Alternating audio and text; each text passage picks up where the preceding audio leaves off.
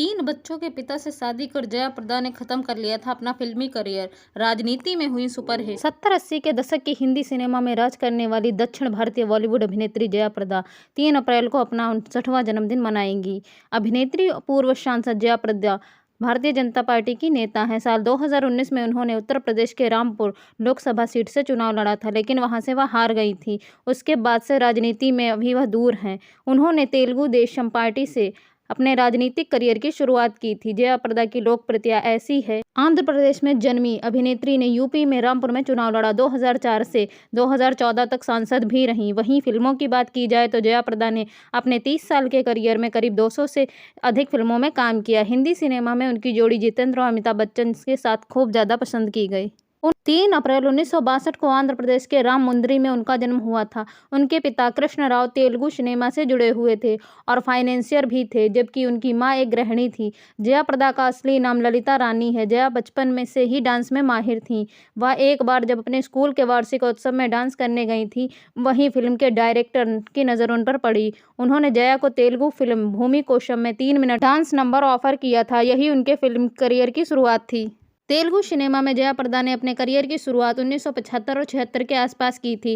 साल 1979 में विश्वनाथ के निर्देशन में बनी फिल्म सरगम से उन्होंने बॉलीवुड में एंट्री ली थी। ये फिल्म काफ़ी ज़्यादा हिट रही। जया के लिए 1984 में बॉलीवुड करियर के लिए सबसे बड़ा साल रहा। इस साल उन्होंने जितेंद्र और श्रीदेवी के साथ फिल्म तोहफा की थी। ये फिल्म काफ़ी ज़्यादा सफल साबित हुई। जया साल 1984 से लेकर 1988 तक बॉलीवुड की टॉप अभिनेत्रियों में शामिल हो चुकी थी। 1984 में उनकी अमिताभ बच्चन के साथ एक पिक्चर आई थी शराबी। इसमें उन्होंने जया प्रदा के साथ बॉलीवुड में करियर ग्राफ को ऊपर उठाया था। वो बड़े स्टार्स के साथ काम करती नजर आईं। उन्होंने अमिताभ बच्चन, जितेंद्र जैसे उस टॉप स्टार्स के साथ काम किया था जो उस वक्त टॉप के स्टार्स हुआ करते थे। 1988 में उनके साथ फिल्मी करियर का ढलान शुरू हो गया। 1990 में आज का अर्जुन उनके करियर की आखिरी मुख्य भूमिका वाली फिल्म साबित हुई। उन्हें दक्षिण भारतीय फिल्मों में लाइफ टाइम अचीवमेंट अवार्ड से नवाजा गया। एक्टिंग करने के अलावा जया प्रदा चेन्नई में जया प्रदा थिएटर की मालकिन भी हैं। जया प्रदा की जिंदगी का सबसे बड़ा फैसला ही उनके करियर का अंत बन गया।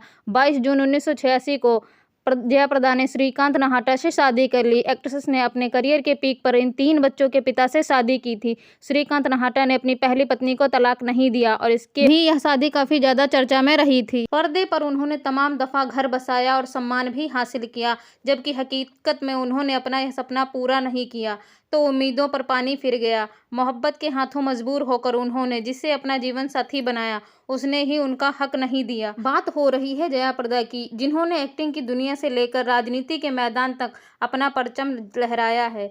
दरअसल जया प्रदा ने साल 1986 में आज ही के दिन यानी 22 जून को फिल्म प्रोड्यूसर श्रीकांत नाहटा से शादी की थी। आइए आपको बताते हैं उनकी लव स्टोरी से रूबरू कराते हैं। जया प्रदा का असली नाम ललिता रानी था। उनके पिता कृष्णराव तेलुगु सिनेमा से फाइनेंसर थे।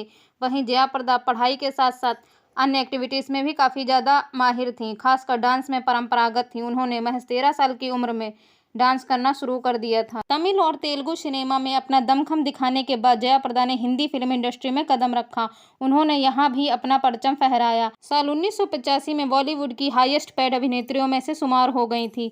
उस दौरान फिल्म प्रोड्यूसर श्रीकांत नाहटा से प्यार कर बैठी हुआ यूं कि हाईएस्ट पेड अभिनेत्रियों में भी शुमार होने के बाद उनके घर पर आयकर विभाग द्वारा छापा मारा गया। इसका असर उनके फिल्मी करियर पर भी पड़ा। श्रीकांत नाहटा ने उनका साथ दिया। ऐसे में दोनों की नज़दीकियां बढ़ने लगीं और जया प्रदा ने समाज की परवाह किए बिना पहले से ही शादीशुदा 3 बच्चों के पिता श्रीकांत नाहटा को अपना हमसफर बना लिया। जया प्रदा ने इश्क के हाथों मजबूर होकर यह कदम उठा तो लिया, लेकिन समाज ने उनके रिश्ते को स्वीकार नहीं किया।